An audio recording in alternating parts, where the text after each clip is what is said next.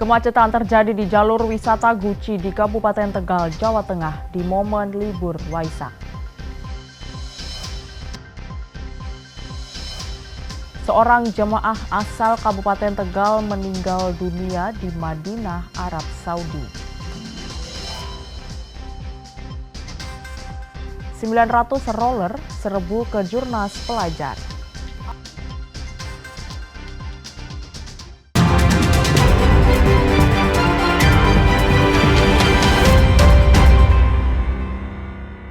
Saudara, bagaimana kabar Anda? Semoga selalu sehat. Selain 3 informasi tadi, sejumlah informasi menarik lainnya akan kami hadirkan untuk melengkapi Kompas Jateng pagi ini. Selama 30 menit ke depan, Kompas Jateng menyajikan informasi independen dan terpercaya seputar Semarang, Jawa Tengah, dan Yogyakarta bersama saya, Novelia Hasanah.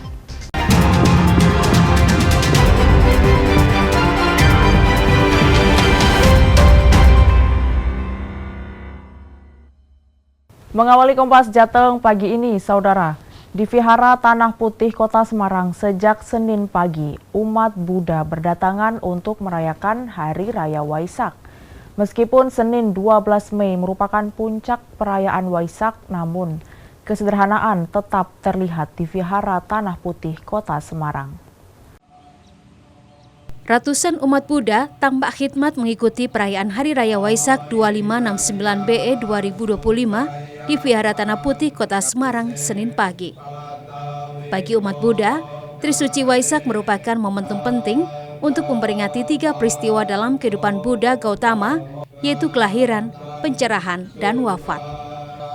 Rangkaian peringatan Waisak di Vihara Tanah Putih diawali dengan pindah patah, kemudian dilanjutkan dengan puja bakti peringatan Trisuci Waisak, mulai dari pembacaan parita, meditasi bersama, persembahan bunga, dupa dan lilin, serta renungan dhamma. Perayaan Waisak di Vihara Tanah Putih juga dihadiri komunitas lintas agama. Ya, kami juga merasa bahagia karena dengan kunjungan ini menunjukkan bahwa kita dari berbagai lintas iman, lintas agama itu tidak ada perbedaan. Kita sama-sama untuk menjaga kerukunan, untuk menjaga keutuhan bangsa Indonesia ini. Begitu. Tema Waisak yang diusung oleh Sangga Theravada kali ini adalah kebijaksanaan dasar keluhuran bangsa, di mana orang yang bijaksana sudah tentu adalah orang yang punya moralitas yang luhur. Orang yang punya moralitas yang luhur itu adalah orang yang menjauhkan diri dari segala macam bentuk kejahatan. Apakah itu melalui ucapan, berbicara kasar, berbicara yang menyebabkan perpecahan, berbicara yang menyakitkan, berbicara yang tidak benar. Nah, ini semua dihindari.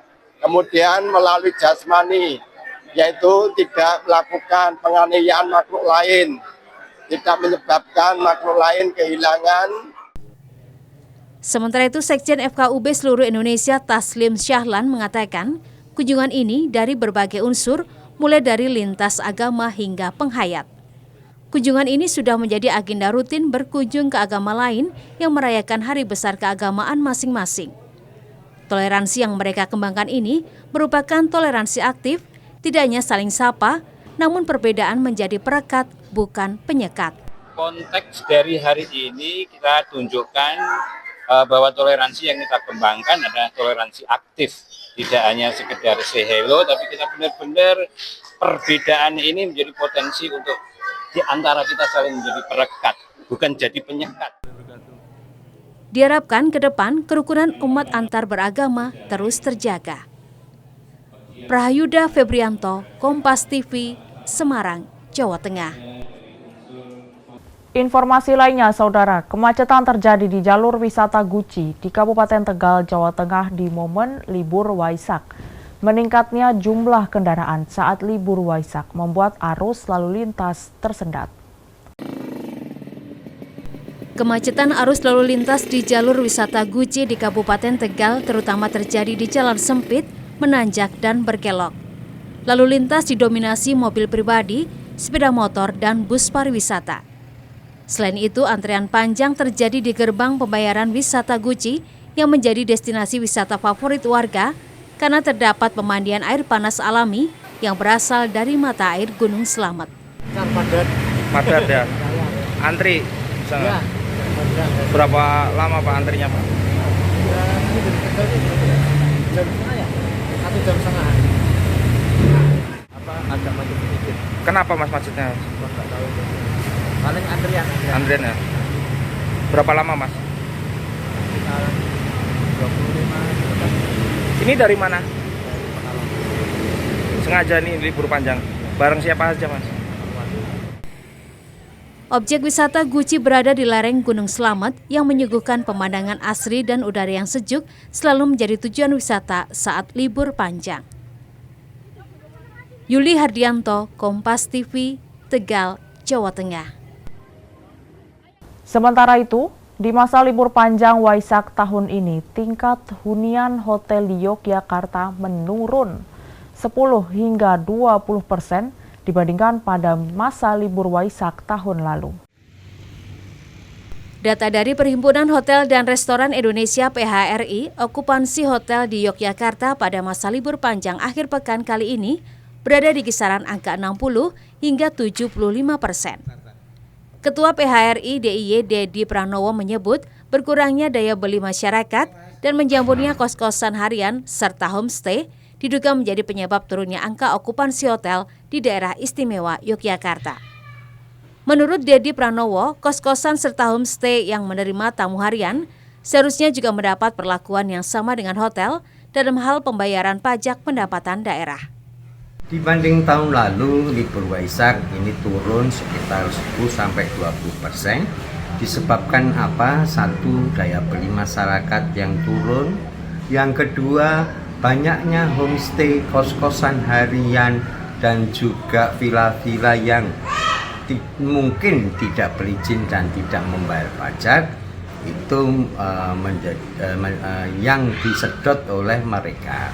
Namun demikian, sebetulnya kami tidak mempermasalahkan itu apabila mereka itu diperlakukan sama oleh pemerintah daerah untuk menambah PAD di kabupaten dan kota yang ada di DIY. Pihak PHRI DIY berharap okupansi hotel di daerahnya bisa mencapai target di angka 85% pada 12 Mei seiring dengan puncak perayaan Waisak di Candi Borobudur. Michael Aryawan, Kompas TV, Yogyakarta. Seorang jemaah haji asal Kabupaten Tegal meninggal dunia di Madinah. Nantikan informasinya usai jeda.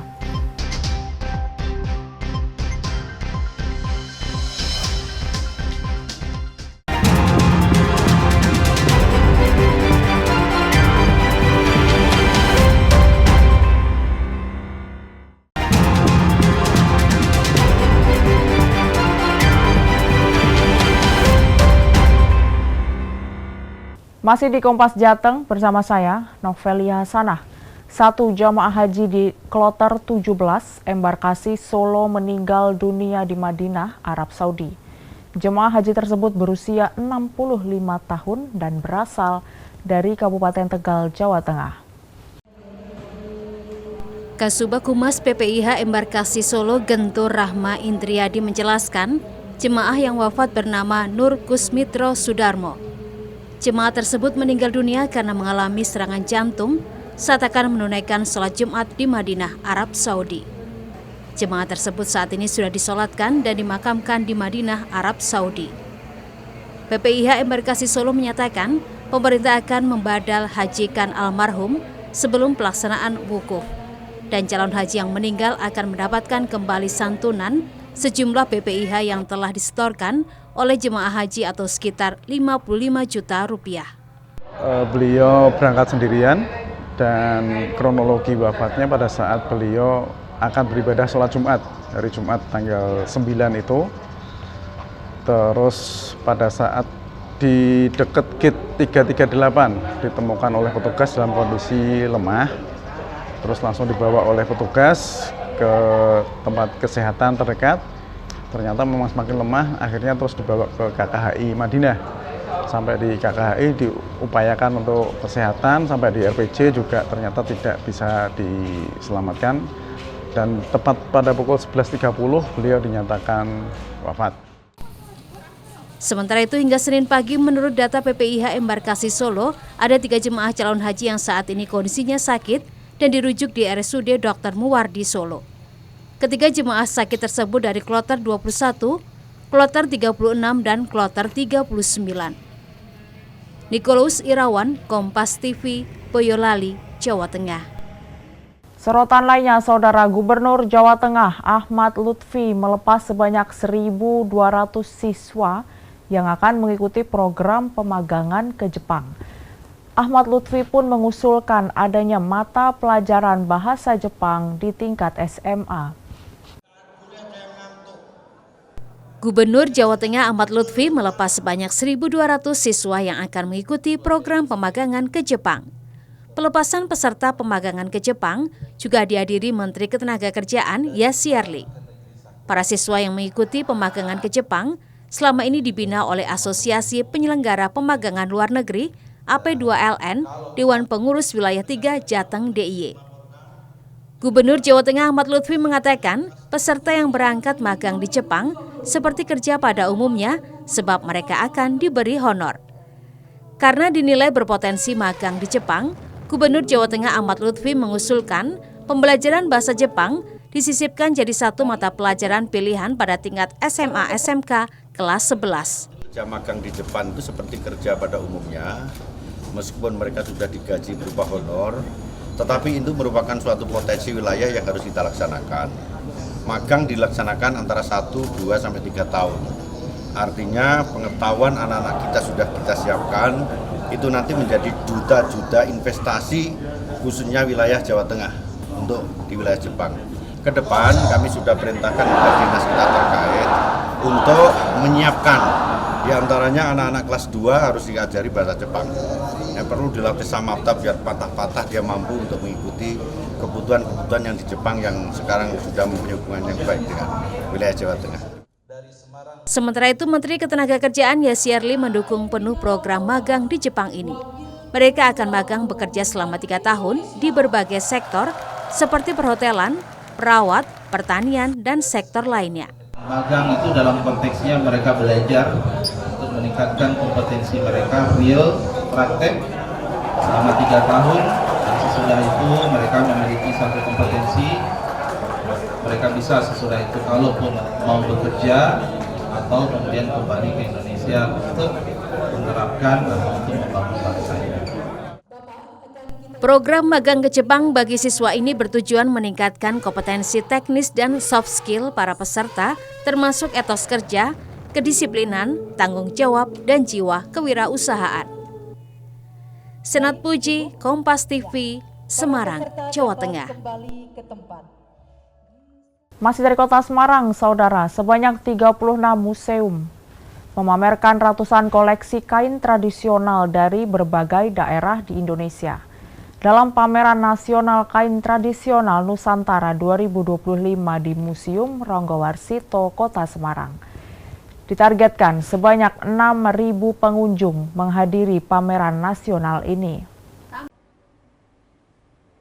Pameran Nasional Kain Tradisional Nusantara 2025 di Museum Ronggowarsito, Kota Semarang mulai 8 hingga 12 Mei digelar tak hanya untuk memperkenalkan kain tradisional, namun juga sebagai upaya promosi, edukasi, dan pelestarian budaya bagi masyarakat.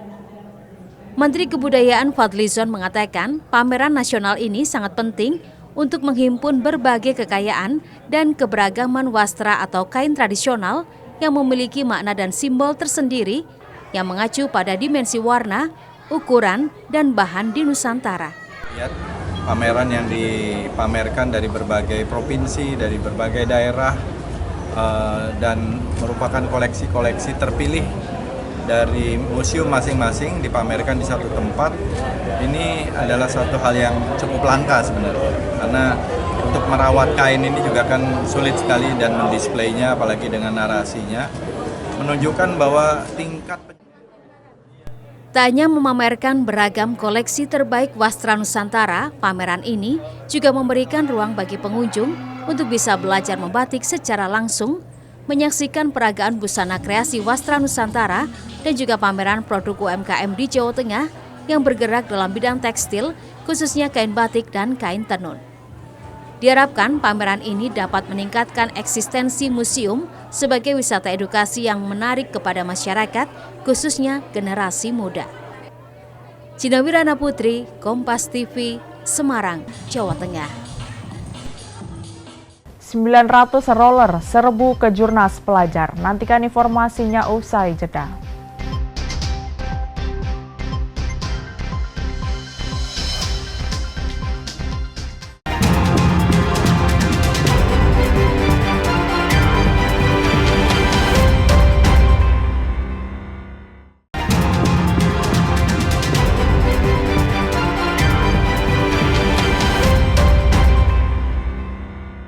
Terima kasih Anda masih di Kompas Jateng bersama saya, Novelia Sanah. KRI Butana melakukan pengawalan ekspedisi rupiah berdaulat yang dilakukan oleh Bank Indonesia Jawa Tengah ke Pulau Karimun Jawa, Kabupaten Jepara, Jawa Tengah. Total lebih dari 3 miliar rupiah uang yang dibawa pada ekspedisi ini. Kepala Perwakilan Bank Indonesia Jawa Tengah, Rahmat Dwi Saputra mengatakan, kolaborasi Bank Indonesia Jawa Tengah dengan Lanal Semarang untuk mengirimkan uang ke Pulau Karimun Jawa, Kabupaten Jepara, merupakan yang kedua kalinya. Total ada lebih dari 3,6 miliar rupiah dalam ekspedisi rupiah kali ini. Kami siapkan ada 3,6 miliar.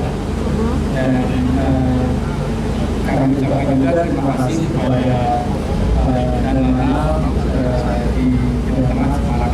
Karena kerjasama Bank Indonesia dengan TNI Angkatan Laut sudah terjalin, dan ini adalah upaya kita bersama menjaga kedaulatan negara Republik Indonesia melalui penggunaan mata uang rupiah. Berarti nanti ada penarikan uang yang tidak layak edar dari sana? Uang yang tidak layak edar, uang yang musuh akan kami tarik dan kita ganti dengan uang yang disegah yang lebih layak edar. Sementara itu, dan Lanal Semarang Kolonel Laut Akbar Abdullah mengaku akan terus berkomitmen bekerja sama dalam pendistribusian, pengawalan dan pengamanan uang rupiah ke wilayah terdepan, terluar, terpencil seperti Karimun Jawa. Total ada 26 personel TNI Angkatan Laut dari kru KRI Butana ini.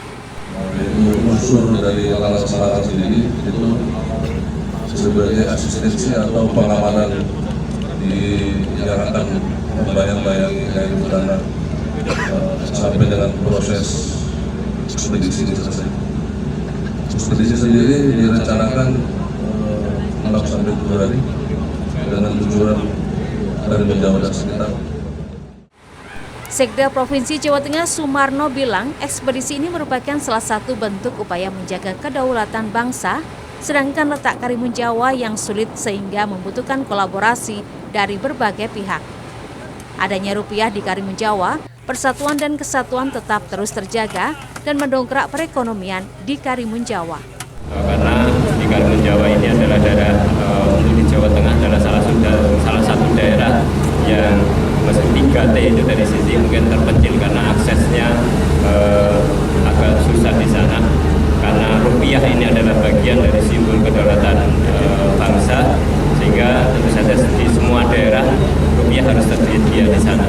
Dan ini apa yang dilakukan BI ini adalah salah satu upaya tadi bahwa semua daerah bahwa rupiah itu tersedia di sana, dan kami berharap dengan tersedianya rupiah di sana tentu saja masyarakat merasa bahwa ini adalah bagian dari Indonesia.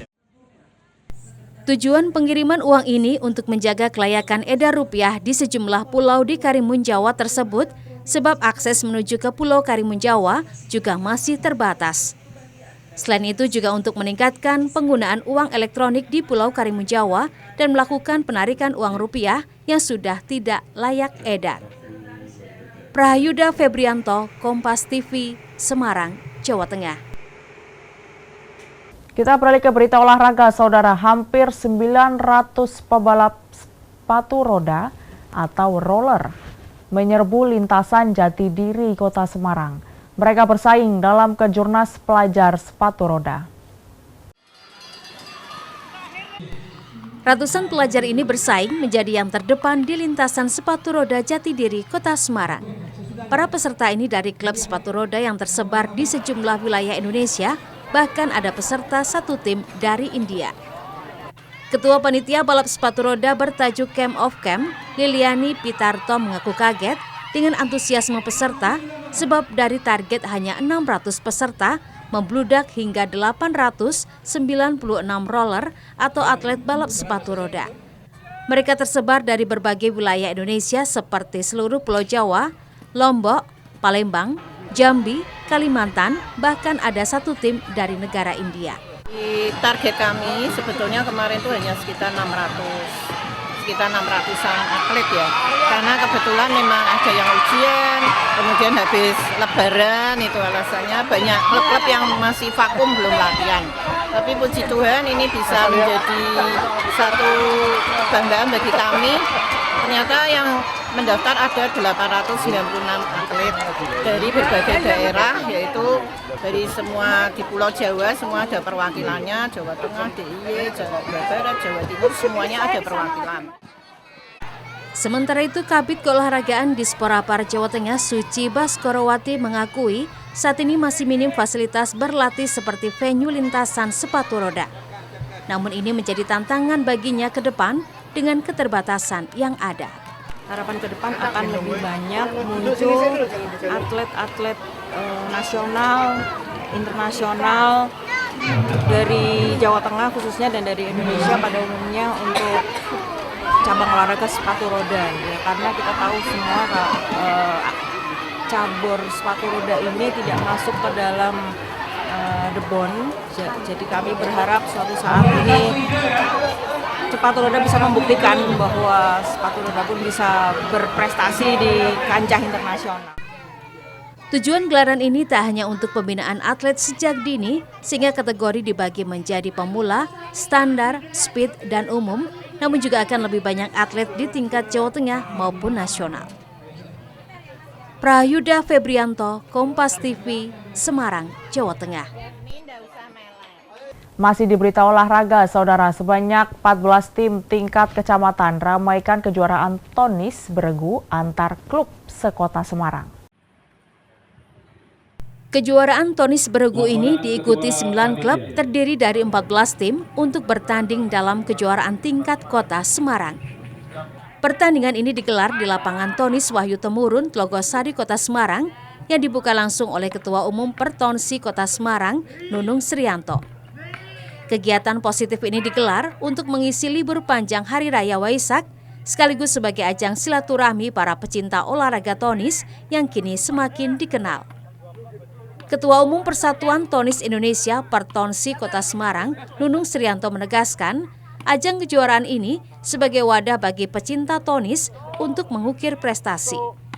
Ada 9 klub dengan 14 tim dari 16 kecamatan yang ikut meramaikan kejuaraan ini. Tujuannya untuk mengumpulkan, lama dah nggak kumpul, jadi bulan Mei ini ada liburan, kami kumpulkan mengadakan antar klub di seluruh Kota Semarang. Kalau perkembangan tenis ini gimana di Semarang, Pak? Cukup bagus. Ya, kita sudah ikut kompetisi. Tenis saat ini masih tergolong olahraga permainan yang memadukan badminton dengan tenis lapangan yang diperkenalkan tim dari Fakultas Ilmu Keolahragaan FIK Universitas Negeri Semarang. Olahraga ini kini semakin digemari termasuk siswa sekolah. Senat Puji, Kompas TV, Semarang, Jawa Tengah. Terima kasih atas kehadirannya. Informasi tadi sekaligus mengakhiri Kompas Jateng hari ini. Saya Novelia Sanah, mewakili kerabat kerja yang bertugas mengucapkan terima kasih atas perhatian Anda. Selamat mengikuti acara kami selanjutnya. Kompas TV, independen, terpercaya. Sampai jumpa.